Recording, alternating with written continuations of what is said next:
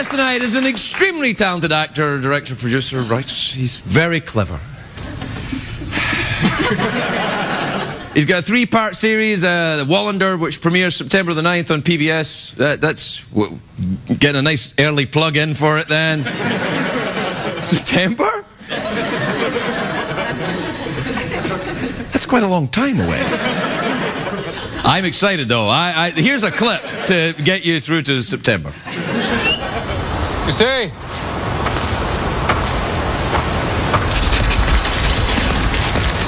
You see what you got there? What is that? Come here. Drop it, drop it.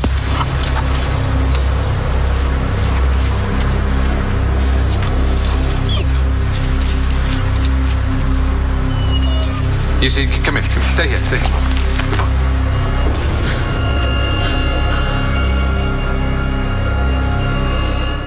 It's the story of how I found Jeff. Please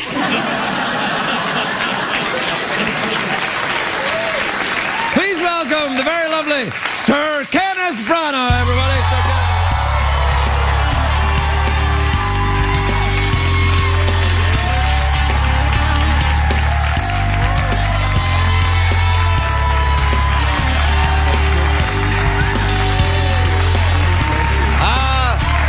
Sir Kenneth. Sir Kenneth, it's got a lovely ring to it. I have to say, congratulations. I know you've just recently been knighted. You are now really Sir Ken. Yes, I am. Yeah, thank you very much. Yeah, it's lovely. Exciting. It's fantastic. Have you got? Did they give you a hat or a sword or something? No, obviously there's a requirement to wear a suit of armour at home at all times. Oh yes, I think we've had to rearrange furniture. There's a lot of round tables in the house now. Oh, nice.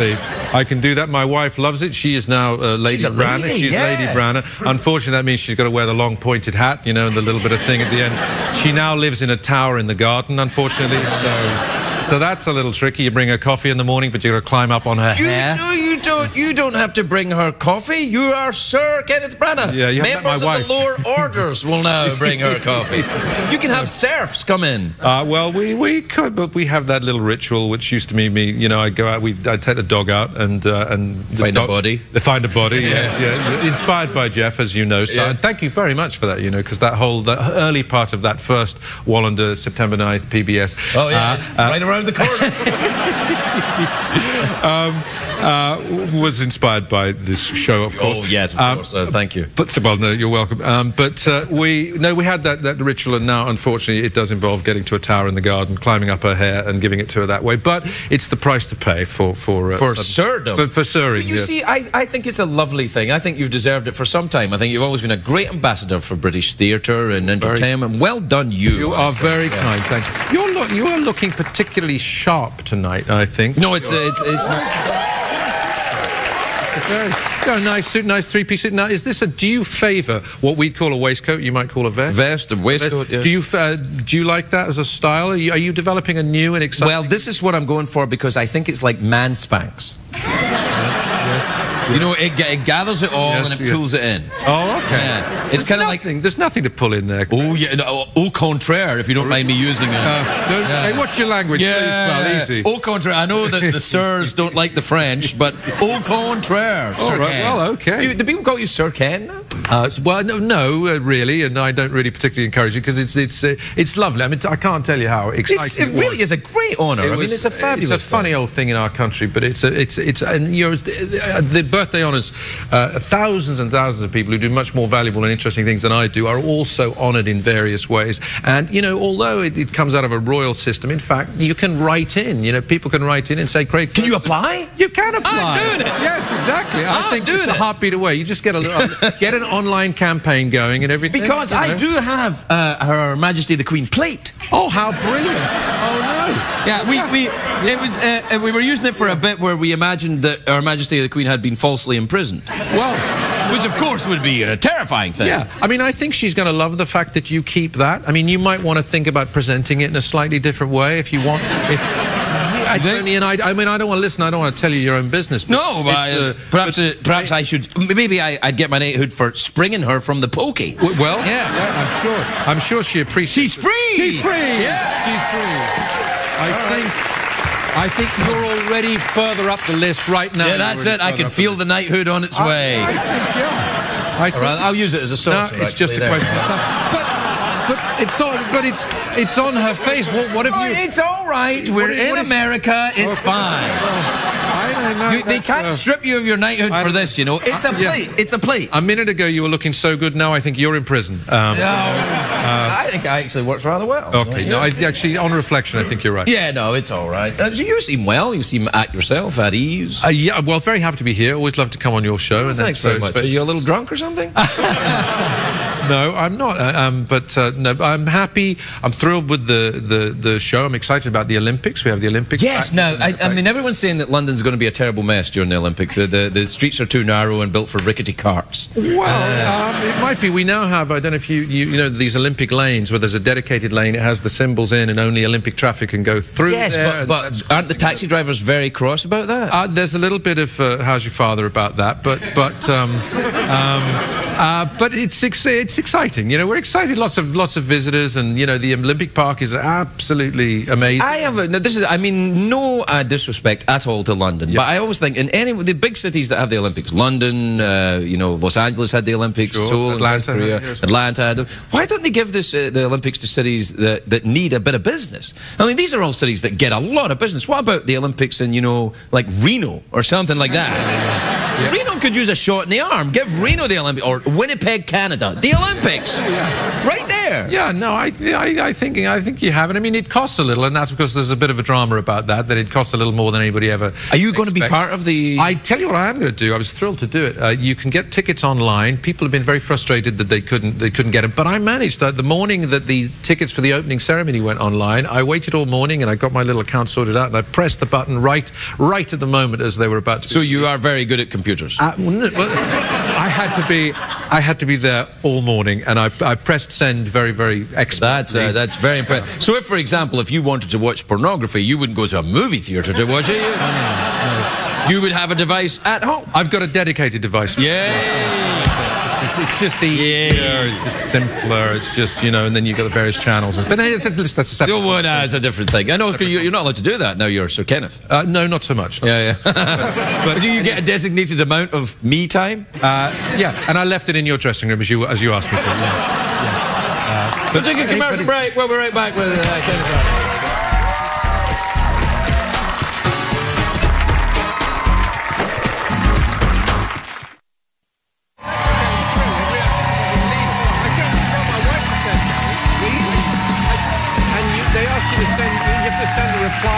Like if you're going to take it.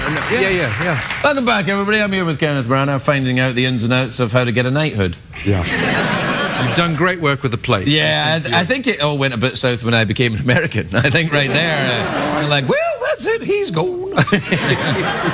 So, tell me about this thing where you find the skeleton in the garden. Then. Well, Wallander is a detective in a small town in Sweden who, back home, where he's very popular, and across Europe, these novels of this character are very popular. But he does carry the stigma of being a bit depressed. People suggest that Swedes, Scandinavians, people in the northern climes are a little bit affected by weather, seasonal disorders. That's true. Yeah, I get that. Whenever it's dark, I'm sad. Yeah, well, there you go. You put your finger on it. And but he, at the beginning of this new series of Wallander, has the opportunity to have a happy life. He's met a new woman. He's got a dog. He has a new house by the sea. Everything's good. That's great. That sounds fantastic. First night, terrific. You know, we're all set for a lovely life together and lots of interesting. It's the first night of your lovely new life. It is, and of course, with this particular character, of course, this is what he finds. He finds Jeff in the garden. That's very. And not that that isn't a thrilling experience in its own way. Well, yeah. But it leads to a certain amount of unhappiness. It does lead to a great thriller. They are great page-turn thrillers. They're very, very good. And people like the idea, maybe vicariously, that somebody else is having a tough time. And well, that's this narrative, though, isn't it? Yeah. I mean, you get your hero and you throw rocks at him. That's what you do. Something like that. And maybe just there, but for the grace of God, go I. And you know, people get it out of their system. The writer, Henning Mankell, said that he'd written 3 or 4 books, and people said, oh, so this guy has such a tough time. You know, what are you going to do with him? And he decided to give the character diabetes, and the book sales went up. People loved it. They loved additional burdens. No, that's because people love Wilford Brimley. Is that what it is? Yeah. Right, Jeff? Diabetes. Yeah, you see. Now, I don't know. See, if I was someone having the first day of my lovely new life, I'd be very careful. It's like being a cop in the last day before you retire. You know, in a movie, it's like, oh, this is my final day before I retire. What would you do on your... There'll never be a final day for you here. Oh, yes, there will. But it could be tonight. Well, if there was, what would you make sure that you did? People say to me on a film set, remember, on your last day, behave the best. That's what people remember. Doesn't matter if you were a saint the rest of the shoot. On your last day, you have to be, if you were nice, stay nice. But if you were nice and you're suddenly grumpy on the last day, that's what people remember you being grumpy. What would you do on your last day on this show that you wanted to make sure people would remember you? I would like to approach the show in a sort of a more relaxed attitude. Yes. Yeah, you might be able to do that. But if that weren't possible, well, I'd maybe wear less. Yeah. I think people want you to wear less. That's the impression I have as I go about. Are we talking about Her Majesty the Queen? Is that why you've been sent here, as an envoy of Her Majesty the Queen? It was a brief voicemail message. She said, I know you're going to see him. I know you're going to see him. Yeah, I know he's taken to wearing the three-piece suits. Tell him I want to see less of him. Yeah. Best possible way. Yeah, well, that's rather nice. Am I right? Have you just turned 50, is that right? Yeah, have you? Yeah. And how... I'm 51. Did you get the camera? No. Oh, you got to get the... It's kind of like getting a knighthood in America. You get a camera in your bottom. Oh, what do you mean? When you turn... Have I come to the right place? What does he mean? What do you mean? Well, it's going to happen to me before I leave. No, not one of these cameras. Okay. No, it's a health thing, a colonoscopy. You got to get them when you're 50. And you get this for free here? You get it, or you... You do now. You got to. It's a health thing. They recommend it when you turn 50. You've got to have a colonoscopy. Like what, on your 50th birthday? Or? Yes. Yeah. Before breakfast. Before breakfast. Well, that's more for the doctor than it is for you. But yeah. And you may have been through this, if you'll pardon the expression. But how much fun is it? It's awesome. How long does the movie run for, as it were? Let's say I nodded off during the... But what the most fascinating thing about it, I've talked about it on the show before, but I find this fascinating... What makes me go like that right now? Yeah, no, I would do, yeah. Oh, but the thing is about it, it's very important. You must get it done. It's important. But it's screening. But it's... so people can come. It's like a screening. Yeah, it's like a screening. Yeah. So I can. It's like, very nice. Get friends. You can have it done at Sundance, for example. Yeah. Because that would be easier. For me. Yeah, because you're in the film business, exactly, so it'd be like, and now it's Kenneth Branagh's colonoscopy, everybody. Thank you. Are we out of time? No. Oh, we'll be fine. Yeah. Anyway, so what they do is they put a little camera there, but they puff it up so that there's air gets in, so they can have a look around. Oh, nice. But it's amazing. So when you leave, you feel very... I bet you do. Right, but... And you start to pass gas, but because there's been nothing in there, and they've been putting medical gas in, it smells nice. Oh, okay. Oh. It's like your ass had a mint. Yeah. But I...